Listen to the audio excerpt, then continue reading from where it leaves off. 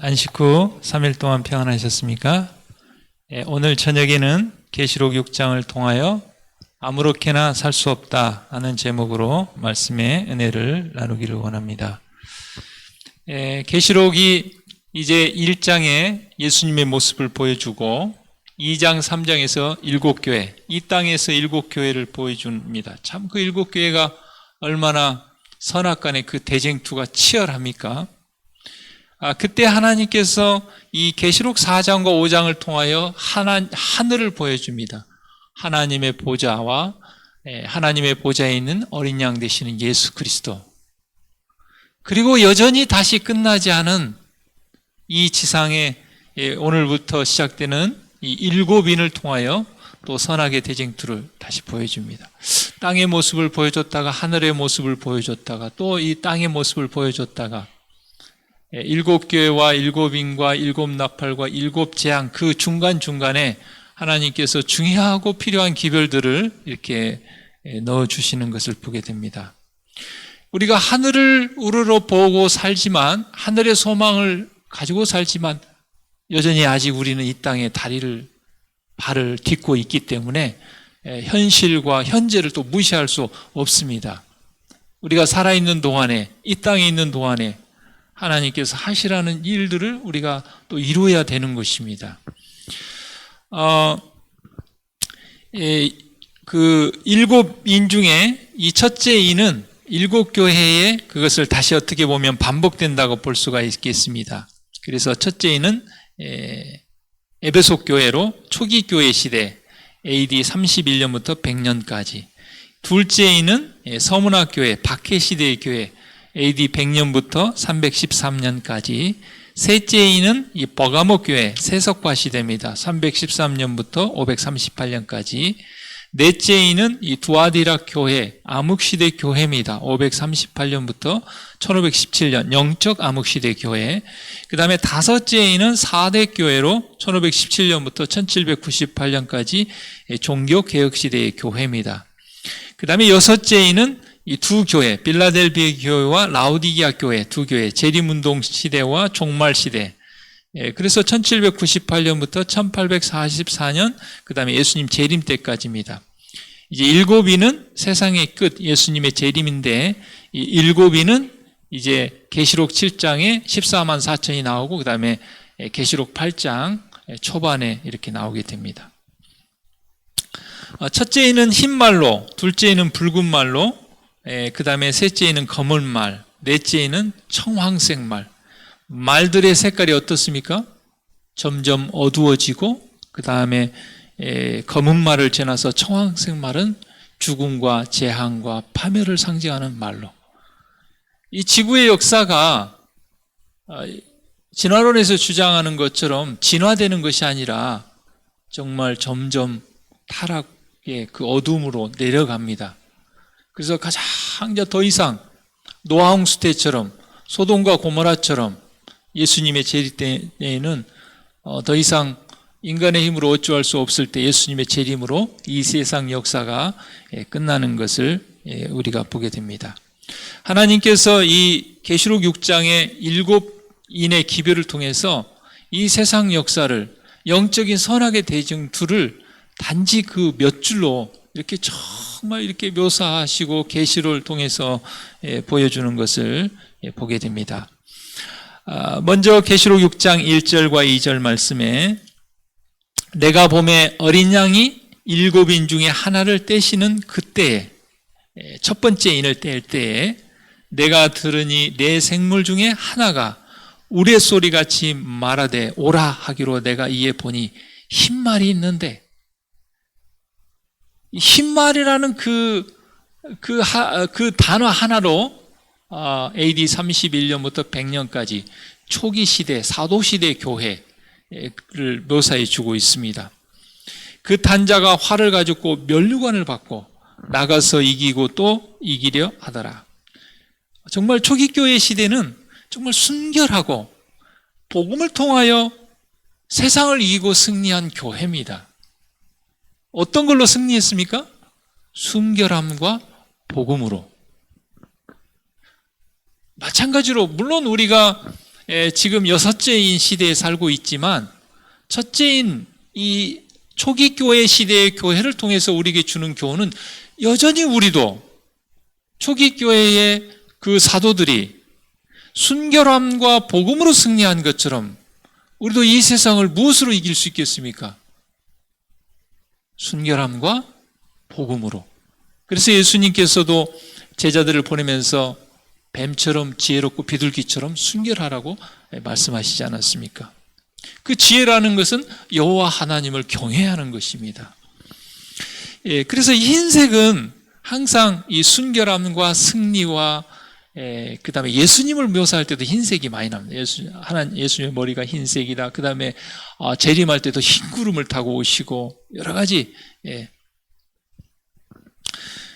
그래서 이 말을 탄 자는 그리스도와 같은 순결한 성격을 가지고 온 땅을 두루다니며 그리스도를 증거하고 순결함과 복음으로 이기고 또 이기는 이 복음은 심지어는 핍박과 방해와 모든 장애물도 다 이기고 승리한 초기교회 시대의 교회를 이렇게 첫 번째 인을 통해서 하나님께서 계시로 보여주셨습니다.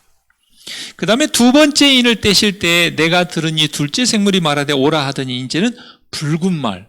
붉은색은 어떻습니까? 피, 희생, 죽음 이런 순교를 이야기하지 않습니까?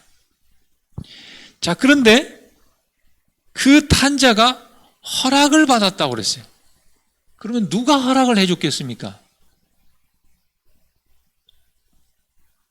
하나님의 허락 안에, 하나님의 지도 안에, 하나님의 통제 아래, 모든 것이 다 그렇습니까? 그렇습니다. 우리가 욥기 1장 2장에 보면 사단이 욥을 시험할 때도 하나님의 허락 안에서 그러잖아요. 그래서 첫 번째 시험할 때는 욥의 몸은 손대지 말라. 두 번째 할 때는 생명은 건들지 말라. 딱 그러죠. 이 둘째 인을 떼는 시대에는 화평이 없어요. 평안함이 없고, 어떻게 보면 우크라이나 같은 경우 그런 경우가 아니겠습니까? 전쟁으로 인해서 평안함이 없고 화평이 없는. 그리고 큰 칼을 받았다고 그랬습니다. 이 둘째인의 시대는 서머나교회 시대, 박해시대 교회입니다. AD 100년부터 313년. 복음과 로마의 황제 숭배와 그 우상 숭배와 충돌한 것이죠. 그래서 여기 마태복음 10장 34절에 예수님께서 뭐라고 말씀하셨냐면 내가 세상에 화평을 주러 온 것이 줄로 생각지 말라. 화평이 아니요 검을 주러 왔다고 했어요. 복음은 굉장히 정말 좋은 소식이고 굿 뉴스고 죄인을 구원하는 정말 복음이지만 이 복음이 악과 충돌하면 이것은 칼이 되는 것입니다. 그렇지 않습니까? 세상의 악은 어떤 눈에 보이는 칼로 묘사된 큰 환난과 핍박과 총칼로 위협하지만 하나님의 복음은 말씀으로. 바벨론의 느부갓네살 왕은 이스라엘 나라를 무력으로 총칼로 예루살렘을 포위하여 파멸시키고 하나님의 백성들을 포로로 잡아갔지만 사랑이신 하나님은 이 세상에 총칼을 사용하지 아니하시고 꿈과 비전과 복음으로 느부갓네살 이 바벨론 나라를 포위해가지고 그들의 우상 숭배의 허무함을 한순간에 강제와 강요 없이 그렇게 하시죠. 그래서 마찬가지로 오늘날 우리도 그렇습니다. 그래서 우리가 각 시대의 대중투에 보면 지금도 왜 핍박이 없는가? 우리가 세상과 타협하고 살기 때문에 핍박이 없다는 것입니다. 그런데 우리가 지금도 우리가 무릇 경건하게 살고자 하는 자는 핍박이 이르러 온다고 그랬습니다. 그 다음에 고린도전서 10장 13절에 사람이 감당할 시험밖에는 너에게 당한 것이 없나니. 참 하나님께서 이 박해 시대에도 우리 모두에게 감당할 만한 시험을 주셨다고 그랬습니다. 하나님의 허락하에, 하나님의 통제하에, 오직 하나님은 미쁘사 너희가 감당치 못할 시험당함을 허락지 아니하시고 시험 당할 즈음에 또한 피할 길을 내사 너희로 능히 감당하게 하시느니라. 이렇게 똑같이 우리가 이렇게 동시대에 살아도 월요일 날 나주에서 목회자 협의회가 있어서 이제 뭐 코로나 시대라 보통 1박 2일 하는데 그냥 단축해가지고 하루 만에 이렇게 오후에 끝내고 이렇게 오는데 우리 전도사님 아버지 장로님께서 하당교회에 평신도 선교사로 이번에 참 파견이 나서 가셨어요. 무주에서 전도사님 6년인가요? 7년인가요? 7년 동안 작업사역 하시고 그 다음에 이제 담양에 땅을 사서 이렇게 집을 지으시고 4년 이렇게 비꼬을게 이렇게 다니시면서 평안항에 이렇게 계시다가 하필에서 목회자가 요즘 부정하니까 교회는 많고 선교사로 좀 가달라고. 어떻게 보면 하나님께서 아브라함을 갈대 우르에서 부른 것처럼 그 좋은 터전을 떠나야 되고 또 집사님도 또 다니던 직장도 그만둬야 되고 장로님도 또 이렇게 평안함을 뒤로 하고 이렇게 교회로 가셔서 이제 이번에는 목회자회 모두 다 이렇게 초청을 했기 때문에 이렇게 하고 이제 오시는 길에 집사님이 이제 전도사님 사택에 이제 기다리고 계시기 때문에 교회 차로 이렇게 같이 오시면서 얘기하는데 물론 이제 우리 전도사님께서 아주 오지 중에 오지에서 정말 선교사를 했다는 얘기를 들었지만 오면서 또 들어보니까 정말 상상도 못할 정도로 그런 오지에서 정말 그렇게 했는데 저는 참 하나님께서는 이렇게 각 사람의 믿음의 분량과 그 다음에 감당할 만한 만큼의 시험을 주시는 것이 맞는 것 같아요. 정말 지금 이 2022년에 이 동시대에 살고 있는데 아직도 전화가 없고 TV가 없고 화장실도 없고 물도 없고 아이가 이렇게 얹혀이가 됐는데 아이를 데려가서 수술도 할 수 없고 어떻게 동시대에 이렇게 살고 있는데 정말 상상할 수도 없는 그런 가난 가운데서 우리 전도사님 말이 그런데 목사님 행복지수는 우리보다 더 높아요. 그러니까 너무 세상하고 차단돼 살고 있으니까 그런 정말 찌들어지게 가난한 그 가난 속에서도 자기들이 정말 가난하다는 것도 못 느낄 정도로 그냥 당연히 그런 줄 알고 그렇게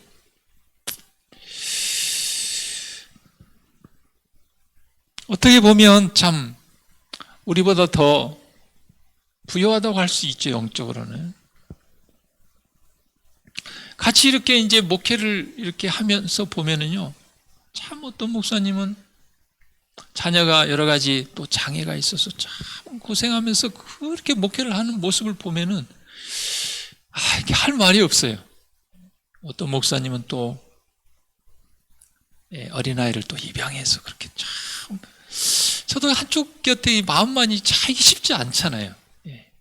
그런데 그렇게 또 하면서 목회를 이렇게 하고 이런 보면 참 이 믿음의 분량과 감당할 만한 그런 시험이 있다는 것을 참 느낍니다. 저도 뭐 재림꾼으로 군대를 갔다 왔지만 참 어떤 재림꾼이는 또 뭡니까? 재판까지 서고 어떤 은퇴하신 목사님은 막 몇 년을 그 형무소에서 또 재판하고 막 수년을 그냥 교도소에서 청춘을 다 보내시고 나오신 그런 목사님도 있고, 어떤 또 재림 청년은 그냥 또 앞에 또 재림청에 잘 해가지고 어려움 없이 이렇게 또 신앙을 잘 지키고 나오기도 하고, 이 세상에 정답은 없는 것 같습니다. 우리도 이 둘째인 시대, 서머나 시대, 이 박해 시대처럼 우리가 복음대로 살려고 할 때 아마 우리에게도 그런 박해와 어려움이 올 수 있겠습니다.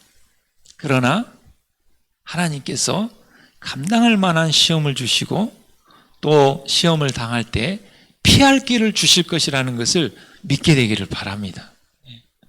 그래서 저도 그 청년 때 군대 가기 전에 기도도 많이 하고 걱정도 많이 했는데, 이미 이제 군대를 갔다 와서 이제 신앙을 받아들인 그 형님이 그래요. 아휴, 나는 저 군대 갔다 온 뒤에 복음 받아들여서 참 다행이야. 그런 말을 나 같으면 그거 어떻게 그렇게 한대.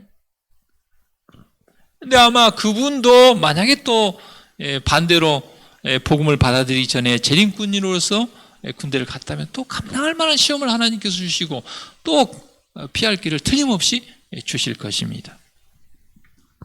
셋째인을 떼실 때 셋째 생물이 바로 오라 하기로 내가 보니, 이번에는 검은 말이에요. 검은 말.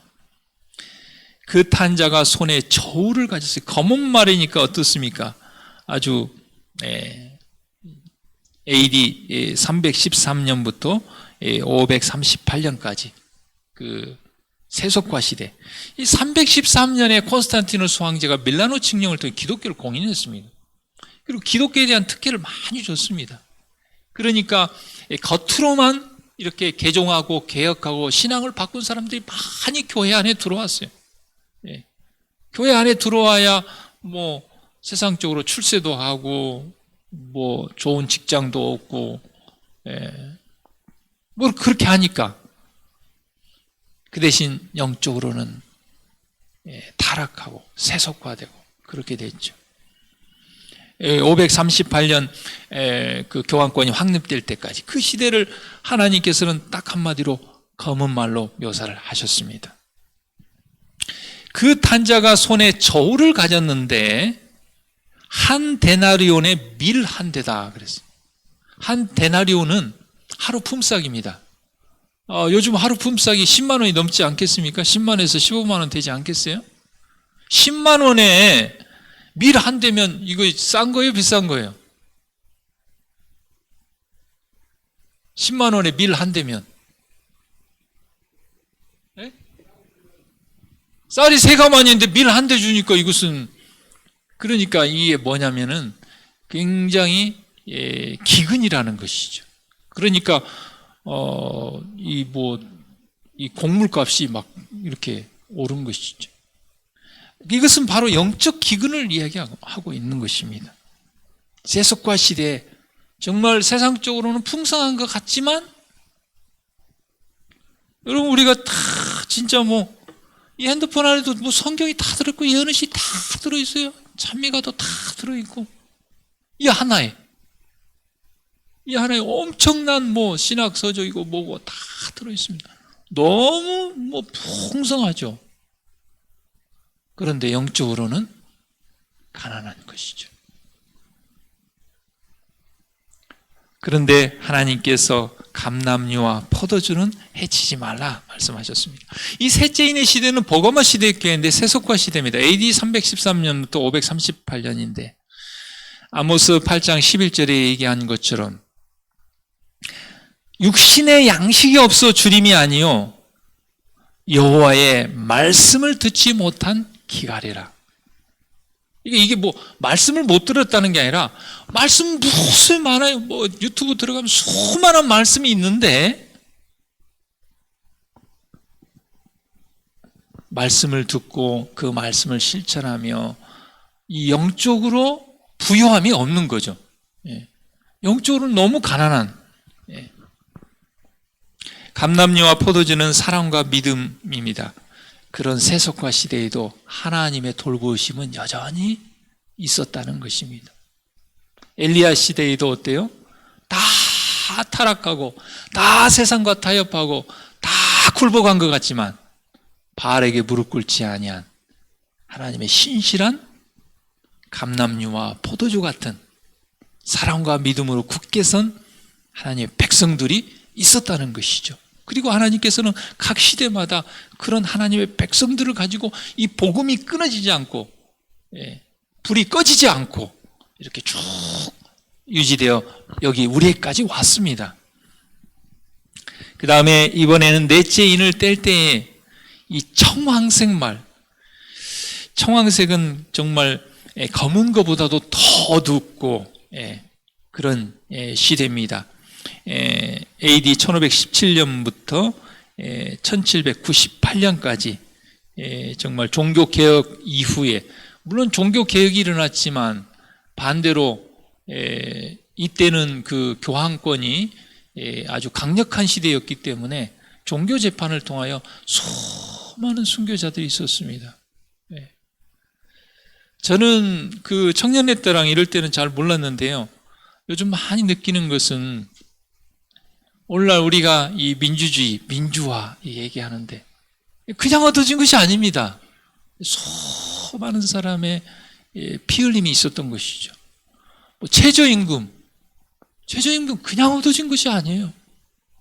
수많은 사람들이 노동하고 투쟁하고 목숨을 걸고 그런 사람들의 피값이에요. 그거 어떻게 보면은. 어떻게 우리는 그들의 그 수고의 그 피 흘림의 덕을 보고 있는 것이죠. 우리 믿음의 노독들, 믿음의 선배들이 신앙을 지켜오고 우리까지 이렇게 물려준 것이죠. 그 청황색 말 그 시대에는 사망, 음부, 그 다음에 검, 흉년, 사망, 죽임 이런 시대입니다. 이 넷째인의 시대는 이 두아드라 교회의 시대인데 암흑 시대입니다. 복음을 거절하는 사람들의 최악의 상태고 죄의 결과를 보여주는 시대입니다. 로마 교황권의 결정으로 수많은 사람들이 이 종교 재판에 해부되었습니다. 그리고 화영장의 이슬로 사라졌고 교회는 타락했습니다. 얼마나 교회가 타락했으면 프랑스 혁명이 일어났겠습니까? 그래서 르네상스 운동, 인본주의, 정말 하나님 믿는 것이 정말 너무 타락하니까 사람들이 아예 그냥 차라리 하나님 안 믿고 인간적인 힘으로 사는 것이 더 낫겠다 할 정도로 종교가 그렇게 타락했습니다. 수많은 순교자들의 죽음이 있었지만 그래도 여전히 하나님의 통제 아래에 있었다는 것.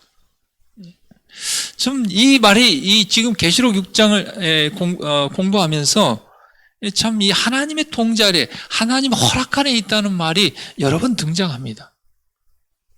어떨 때는요, 우리가 참 하나님이 계시다면 이런 일이 일어날까 그렇게 생각할 때가 있습니다. 그런데 눈에 보이지 않아서 그러지 하나님은 여전히 살아계시고 하나님의 허락과 통제 아래에 있다는 것을 우리 모두가 꼭 잊지 않고 기억하게 되기를 바랍니다.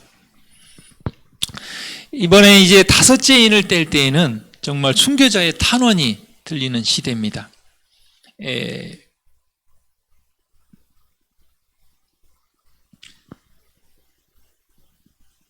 죄송합니다. 아까 제가 청황색 말 538년부터 1517년 그 종교 암흑 시대고, 이제 다섯째 인을 뗄 때에는 이제 1517년부터 1798년까지 시대입니다. 다섯째 인을 떼실 때 내가 보니 하나님의 말씀과 저희의 가진 증거를 인하여 죽임을 당한 영혼들, 순교자들이죠. 제단 아래에 있어서 큰 소리로 불러. 이 어떤 이제 영혼 불멸을 믿는 사람들은 죽은 영혼들이 막 소리를 내고 탄원을 하고 이렇게 하는데, 이렇게 우리가 의인법이라고 하잖아요. 그러니까 이게 의인법의 표현을 쓴 것이지 죽은 영혼이 있고 그런 건 아닙니다. 거룩하고 참되신 대주제여 땅에 거하는 자들을 심판하여 우리 피를 신원하여 주지 아니하시기를 어느 때까지 하시려나이까 하니. 하나님의 통제와 지배 아래 있지만 이 땅에서 죄 없이 죽은 많은 영혼들의 그 억울함, 그것을 풀지 못하고 순교한 사람들이 많이 있을 것입니다. 그들의 신원을 언제 누가 해줄 것인가? 하나님께서 여기 뭐라고 말씀하셨냐면 잠시라고 말씀하셨어요. 잠시. 사랑하는 성도 여러분, 종교 암흑 시대는 그 한때 두때 반때 42달 1260년은 538년 1790 1260년 얼마나 긴 시간입니까? 수많은 사람이 죽어나가고 막 순교를 하고 그럼에도 불구하고 언제 정말 이 종교 암흑 시대가 끝날지 모르는 그 시대에 하나님께서는 뭐라고 말씀하세요? 잠시다. 잠시. 조금만 기다려라. 저희 동무 종들과 형제들도 자기처럼 죽임을 받아 그 수가 차기까지 하라. 하나님께서 정한 숫자가 찰 때까지 그게 아니고 하나님이 정하시고 원하시는 그때가 될 때까지. 그러니까 우리가 볼 때는 1000년이 굉장히 긴데 우리가 베드로후서에 보면 하나님께는 1000년이 하루 같고 하루가 1000년 같다고. 왜냐하면 영원하신 하나님의 관점에서 볼 때는 1000년은 점도 안 되는 거예요. 우리 같이 이 100년의 인생을 사는 사람한테는 1000년이라는 것이 우리가 상상하고 생각하기도 어려운 것이지만 하나님의 관점에 볼 때는 잠시라고 표현했습니다. 이 다섯째 인은 사대교회 시대인데 종교개혁 시대입니다. 1517년부터 1798년까지. 순교자들의 호소는 아직도 핍박은 계속되고 있고 수년 수십 년을 기도했는데 여전히 하나님의 응답이 없는 것 같고 사랑하는 남편을 향한 기도, 사랑하는 자녀를 향한 기도, 어떤 경제적인 어려움을 위해 기도, 건강을 위한 기도. 제가 전에 어느 교회 목회할 때 그 방문을 가면 되게 감동을 받고 오거든요. 은혜를 많이 받고. 제가 방문을 가지만 오히려 위로를 받고 올 때가 참 많아요. 근데 방문을 갔다 오면 막 이렇게 뭐라 그럴까요? 낙심과 실망과 막 이런 집이 있어요. 이분이 젊었을 때 이제 해군 장교로 군대를 갔다 왔는데 술 중독이 돼가지고 하면 막 술병들이 막 널브러져 있고 아주 폐인처럼 막 정말 갈 때마다 하나님이 술의 중독으로부터 노예내게 해달라고 그렇게 기도하는데도 막 얼마나 정말 이게 도대체 언제 끝날까 이게 그런 안타까운 마음의 표현입니다. 물론 이 순교자의 부름이지만 여전히 지금 우리가 살고 있는 이 시대에도 저는 어제 월요일 날 그 전도사님 선교지 그 얘기를 듣고 그래가지고 이제 아버지 장로님이 하시는 말씀이 이렇게 언챙이가 이렇게 된 아이가 있는데 이거 이제 이렇게 이제 그렇게 평생 살 수 없잖아요. 이제 수술을 해야 되는데 그래서 그래도 이제 전도사님 선교지에서 그래도 좀 떨어져 있지만 좀 그래도 큰 병원에 갔는데 의사가 어떻게 못 한다고 그랬다는 거예요. 이게 이제 그 장로님 말씀이 이제 선교지도 끝나고 그랬으니까 이제 모른다고 해도 되는데 하여튼 언젠가는 이게 하여튼 수술 받도록 어떻게 해야 되는데 지금 이제 기도하면서 기다리고 있는 것이죠. 어떻게 해야 될지를 이렇게 모르겠다고. 정말 어떻게 해야 될지 모르는 그 안타까운 마음. 예, 우리가 마음은 있는데, 예, 그렇지 않습니까? 정말 내가 힘이 미치면 막 이렇게 어떻게 할 텐데, 그렇게 할 수 없을 때, 예. 그 안타까운 마음의 표현이죠. 막 그런 정말 언제까지, 예, 언제까지 신원하여 주시겠습니까? 하는 순교자의 탄원은 오늘날도 그런 탄원을 드리는 하나님의 백성들이 많이 있다고 생각이 듭니다. 정말 여러 가지로 힘들고 고생하시는 이 집사님들을 볼 때마다 그런 마음이 들어요. 그런 생각이 들어요. 언제 저걸 그냥 끝내고 이렇게 하실까? 을을 위하여 살다가 억울하게 죽어간 많은 사람들을 하나님께서 결코 잊지 않고 구원하시겠다는 것입니다. 하나님께서 잊지 않고 기억하고 계셔요. 그리고 아무리 혹독한 시험과 핍박을 해도 하나님께서는 볼 때는 그건 잠시일 뿐이다. 사단의 사악한 계획이 충분히 다 드러나고, 그래서 하나님께서 구약 4,000년, 신약 2,000년을 지금 참고 기다리시고 인내하셨잖아요. 창조 이후로 6,000년을 하나님은 기다리고 계시잖아요. 우리는 재림 운동 이후에 한 200년, 300년. 근데도 우리도 지금 아직 너무 많이 기다렸다, 아직도 그렇게, 우리는 그렇게 하는데, 하나님께서는 이 세상 역사 6,000년을 기다리시고도 아직도 인내하고 참고 기다리시면서 잠시일 뿐이다 말씀하고 계십니다. 사단의 사악한 계획이 온 우주에 그냥 다 드러나고 더 이상 이제 제가 이 우주 안에 들어올 수 없는 그때까지, 그게 바로 여기 이제 그 수가 차기까지라고 이렇게 표현됐습니다. 그리고 하나님의 의가 완전히 입증되는 그때까지, 그러니까 하나님이 정한 때가 있는 거예요. 우리가 정한 때가, 만약에 우리가 정한 때로 해버린다면 이 우주의 죄가 끝나지 않을 거예요. 또 다른 루스벨이 나올 겁니다. 그러니까 여러분, 이 순교자의 피눈물 나는 그 탄원과 우리의 그 탄원도 정말 애달프고 슬프고 괴롭고 힘들지만, 그 모습을 보는 하나님의 마음은 어떨까요?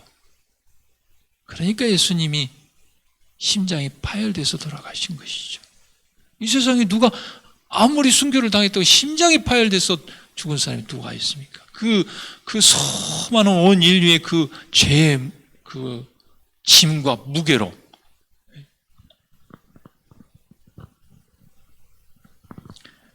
마지막 이제 계시록 6장에 여섯째 인을 떼실 때, 이 여섯째 인은 이제 하나님의 진노의 날입니다. 하나님의 심판입니다. 어떻게 보면 다섯째 인의 어느 때 이런 일이 일어날까에 대한 어떻게 보면 대답이라고 할 수 있겠습니다. 큰 지진이 나고 해가 총단같이 검어지고 달이 피같이 되고 하늘의 별들이 무화과나무의 대풍에 흔들려 선과시 떨어지는 것 같이 땅에 떨어지면, 하늘이 종이축이 말리는 것. 여러분, 하늘이 어떻게 종이축이 말리는 것처럼 이렇게 말리죠? 이건 예수님의 재림의 때입니다. 각 산과 섬이,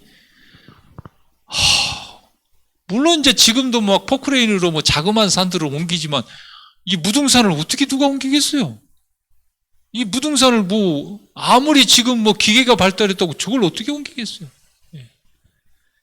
근데 예수님의 재림의 때에는 각 산과 섬이 제자리에서 옮기우고, 땅의 임금들과 왕족들과 장군들과 부자들과 강한 자들과 각 종과 자주자가 굴과 산 바위 틈에 숨어 산과 바위에게 이르되 우리 위에 떨어져 보좌에 앉으신 이의 낮에서와 어린 양의 진노에서 우리를 가리우라. 그들의 진노의 큰 날이 이르렀으니 누가 능히 서리요. 아마 푸틴 대통령도 아마 여기에 들어갈 것 같아요. 그가 무고한 생명들을 그렇게 한 것에 대해서 예수님의 재림이 때에 지금 큰 소리 치고 이렇게 할지 모르지만, 그 핍박과 고난과 그 죽임을 당한 그 사람들과 어떻게 보면 그 가족들이 얼마나 그렇게 하겠어요? 아니, 도대체 언제 저 사람을 심판해 주실 것입니까? 예수님의 재림의 때 그 강한 자, 왕족들, 장군들, 부자들, 강한 자들 다 예수님의 그 재림의 영광, 그 사랑의 모습을 자기 죄는 너무 크고 예수님의 사랑의 품성의 모습은 너무 밝으니까 감당을 못하는 것이죠. 어두움이 빛을 감당을 못하는 것이죠. 그 진노의 큰 날에 누가 능히 설 수 있겠는가? 이 여섯째 인의 시대에는 빌라델비아 교회와 라오디게아 시대입니다. AD 1798년부터 1844년 재림운동 시대와 1844년 이후 재림 때까지 종말 시대입니다. 지금 우리가 살고 있는 시대입니다. 이게 바로 여섯째 인의 시대가 지금 우리가 살고 있는 시대입니다. 그때 달이 무색하고 해가 부끄러워하리니 이는 만군의 여호와께서 시온산과 예루살렘에서 왕이 되시고 그 장로들 앞에서 영광을 나타내실 것이며 예수님의 재림의 때입니다. 우리가 잘 아는 거죠. 마태복음 24장은 예수님의 재림의 징조장입니다. 그날 환난 후에 즉시 해가 어두워지며 달이 빛을 내지 아니하며 별들이 하늘에서 떨어지며 하늘의 권능들이 흔들리리라. 실제 1755년에 스페인의 리스본 대지진이 있었고 1780년에 암흑일이 있었고 1833년에 수많은 별들의 유성이 소나기까지 떨어진 그러니까 놀라운 일이죠. 재림운동이 그때 이 시대의 사람들은 정말 이 신약성의 AD 100년에 기록됐는데 1500, 1600년 후에 그대로 그 말씀이 성취된 것을 직접 목격하고 봤으니까요. 그래서 재림운동이 더 힘있게 일어났죠. 마지막 재림의 때에는 모든 천체의 징조들이 전 세계적으로 동시에 일어날 것입니다.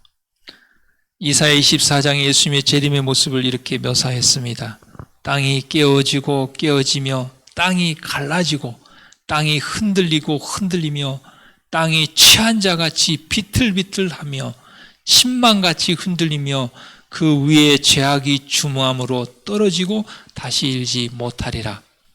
예레미야 4장에도 내가 땅을 본즉 혼돈하고 공허하며 하늘들을 우러른즉 거기 빛이 없으며 내가 산들을 본즉 다 진동하며 작은 산들도 요동하며 내가 본즉 사람이 없으며 공중의 새가 다 날아갔으며 내가 본즉 좋은 땅이 황무지가 되었으며 그 모든 성읍이 여호와의 앞 그 맹렬한 진노 앞에 무너졌으니 이는 여호와의 말씀에 이 온 땅이 황폐할 것이나 내가 진멸하지는 아니할 것이라.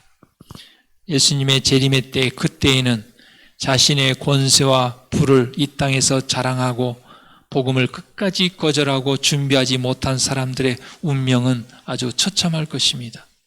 임금이나 왕족이나 장군이나 용사나 부자들도 자신의 재물, 권세, 위력도 아무 소용이 없어요. 지금은 막 위력을 나타내지만 예수님 재림할 때는 그것이 아무 소용이 없음을 깨닫고 그들은 통곡하고 애곡할 것입니다. 이를 갈미 있을 것입니다. 이 세상에서 영화를 누렸던 모든 사람들이 다 경악과 낭패와 절망의 도가니에 빠지게 될 것입니다. 우리는 이러한 두려운 날이 이르기 전에 신중히 생각하고 우리의 삶을 되돌아봐야 합니다. 우리가 아무렇게 살아서는 안 됩니다. 지금 우리의 삶을 되돌아봐야 됩니다. 그리고 어떻게 해야 됩니까? 회개하고 죄 용서함을 받아야 됩니다. 용서함만 받아야 됩니까? 용서하기도 해야 됩니다. 그리고 우리가 누군가 용서하지 않은 것이 있으면 용서해야 됩니다. 우리가 다른 사람이 빚진 것이 있으면 갚아야 됩니다. 지금은 그런 때입니다. 그래야 우리가 예수님의 재림 때에 기쁨으로 맞이할 수 있습니다.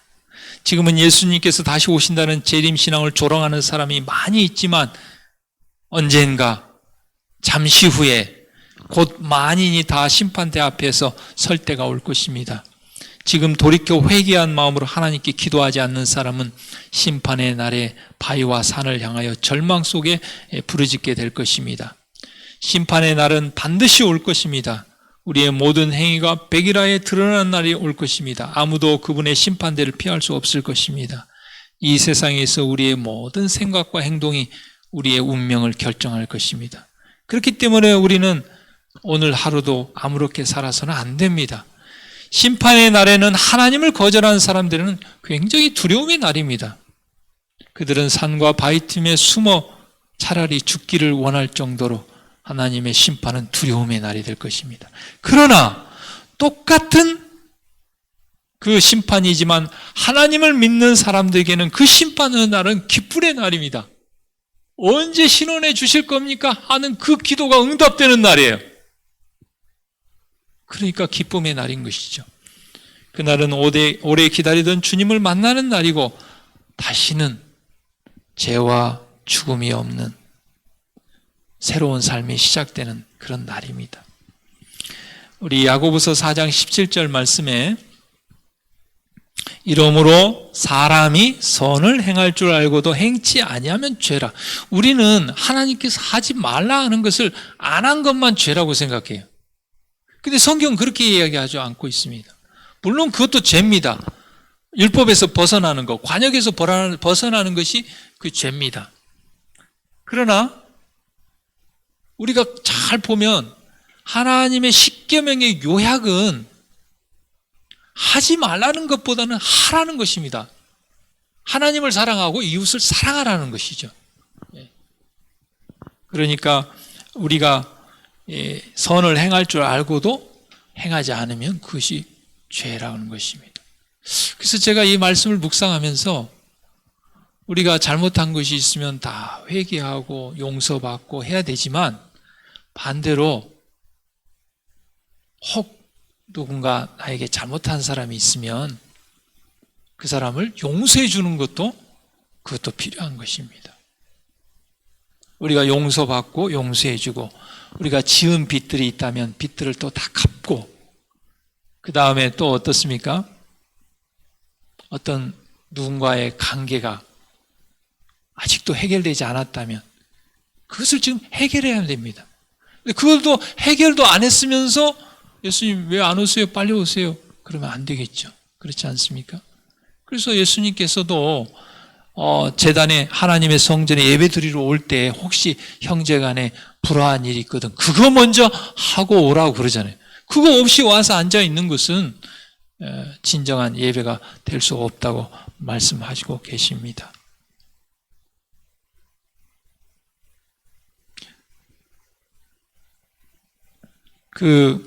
제가 예전에 읽었던 그 장로님의 그 자서전에 보면 그 장로님이 참 그 예전에 그 힘들고 어려운 시절 정말 너무 가난하고 먹을 것도 없고 그럴 때 아이들 키워야 되고 아이들 교육시켜야 하고 정말 힘들잖아요. 이렇게 직장도 변변하지 않고 수입도 변변하지 않을 그럴 때 그러면 겨우 먹고 살 만큼 벌어가지고 거기서 11금을 뗀다는 것은 너무 힘들고 어려운 것이죠. 정말 우리가 만약에 누군가 저한테 그걸 물어보면은 뭐라고 하겠어요, 제가? 모르겠어요. 저는 좀 마음이 약해서 굶어 죽더라도 11금 때 2만을 저는 못할 것 같아요. 그런데 그 장로님께서 11금 외상장부를 기록했다는 얘기를 저는 그런 얘기는 처음 들었습니다. 그래서 11금 외상장부를 적어놨다가 이건 언젠가는 내가 갚아야 될 것이다. 하나님 이해해 주세요. 그리고는 조금 형편이 풀릴 때마다 그것을 다 이렇게 갚고 이렇게 그래서 정말 해결하셨다. 우리의 마음에 꺼리끼는 것들이 있을 것입니다. 그러면 그것을 우리는 하나님께 하나님 앞에 다 이렇게 그 다음에 사람 앞에 이렇게 그런 시대가 지금 우리가 살고 있는 지금 6째인의 시대입니다. 그럴 때 우리가 7째인 예수님 재림할 때 반가움으로 예수님을 맞이하게 될 것입니다. 우리 모두가 예수님의 재림을 두려움으로 맞이하는 사람들이 아니고 기쁨으로 맞이할 수 있는 저와 여러분이 되기를 바랍니다. 기도하겠습니다.